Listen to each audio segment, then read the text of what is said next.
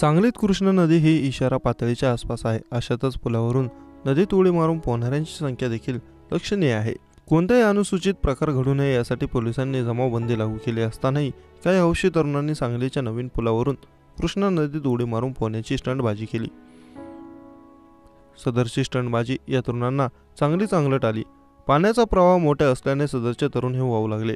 सांगलीच्या सरकारी घाटावर असलेल्या विद्युत पोलला तरुणांनी पकडून त्याचा आधार घेतला.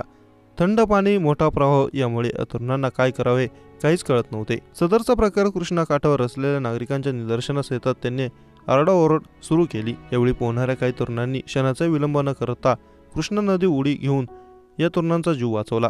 हा रेस्क्यू थरार कॅमेऱ्यात कैद झाला आहे. कृष्णा नदीची पाणी पातळी 38 फुटांवर आहे. कोयना धरण पाणलोट क्षेत्रात सुरू असणाऱ्या मुसळधार पावसामुळे धरणातून मोठ्या प्रमाणात पाण्याचा विसर्ग सुरू केला. परिणामी सांगलीमध्ये पूर सदृश्य स्थिती निर्माण झाली आहे.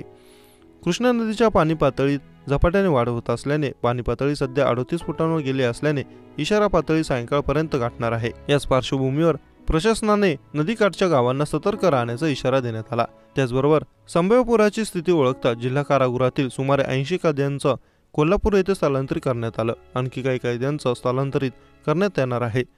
सांगलीतील मगरमच्छ कॉलनी, सूर्यवंशी प्लॉट, काकानगर या भागातील पूरग्रस्त कुटुंबियांना महापालिकेच्या निवारा केंद्रामध्ये स्थलांतरित करण्यात आलं आहे.